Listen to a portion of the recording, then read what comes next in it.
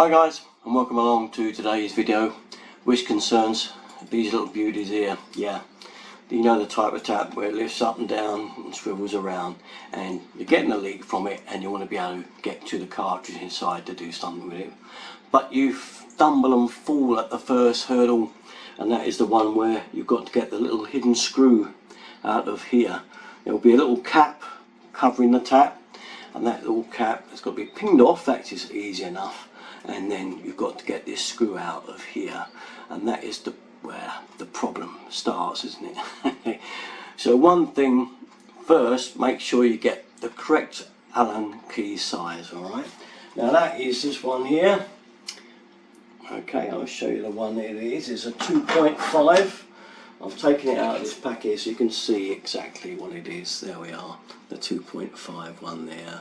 It's missing because I've got it in my hand. Okay, not all going to be that size, I'm afraid. There will be some differences, unfortunately, but I'm just saying the most common size. So once you've popped your little cover off, there will be a little cover, chrome cover of some sort, or a little plastic cover. Just ping it out with a screwdriver. I'm not going to bother showing you that, it's too easy. Okay, and you put this in and you get it in the hole and you try to turn it and it's solid, it's not moving. Now don't give it undue pressure at this stage. Okay, if it won't go, you don't want to round the hexagon head off. So if that is the case, the first thing to do is to get a can of this. Make sure you got it, WD-40, and we're going to spray it straight in there at the head there, in that hole. Okay, spray it in there liberally, give it a good couple of doses of it, leave it, come back a couple of few hours time, give it another go. Keep doing it, good plenty of sprays in there, and then leave it overnight. Okay, come back in the morning and give it a fresh go, and sometime, usually if you're lucky, that will undo it. So you've come to that stage and found that it hasn't undone it. So that's when you try the pliers on the end of the Allen key, and you put your Allen key in and you stick a pair of pliers on that end, this end here, and try to force it round. More likely it will probably spin and not go at all and burr. If you're lucky, it will undo it.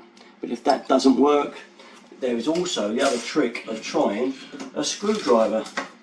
Now I've got a little screwdriver here somewhere, let me find it. Yeah, there it is, this one. Because sometimes you can get them to fit the head exactly. I'll show you what I mean. I'll take the head out and show you the fit. So this is the little grub screw that fits in there. See it there, and you can see there's the head of it there.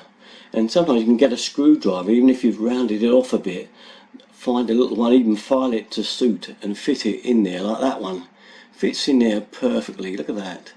And even if you've rounded it off, you've got a good chance at maybe of getting another bite on it. Alright, and that is also worth trying. So even if you've got one close, you could always try and file that down and get it in there to fit. Worth a try. Okay, I'll show you how that looks in the head. I'll put it back in the head of the tap so you can see what you're up against. That's the inside of the head of the tap. Okay, and you can see the screw there. See it in there? There's the hole. I'll show you the light coming through, and you can see how that's got to go. Because there's the Allen key coming through there, and if you fit it in to there and turn it, it should go in and out. I'll just get a fit on it. Hang on, that's it. I can't do it from that way around. And you can see that turns the screw. See? So that's why it's such an awkward job. All right, that's the one. So what are we going to do if neither of those options work? Well, that's when we come down to the trusty drill. Yeah, this is when you decide you've got no way out of it. I mean, at the end of the day, you can renew the taps if it really all goes wrong. Not a good option really, but you know, have that in your mind. But what we can do now is drill it out. Okay, so the best thing for this one I've found, size for me, is this size bit here. And this one, if I show you the pack, is the 3.2.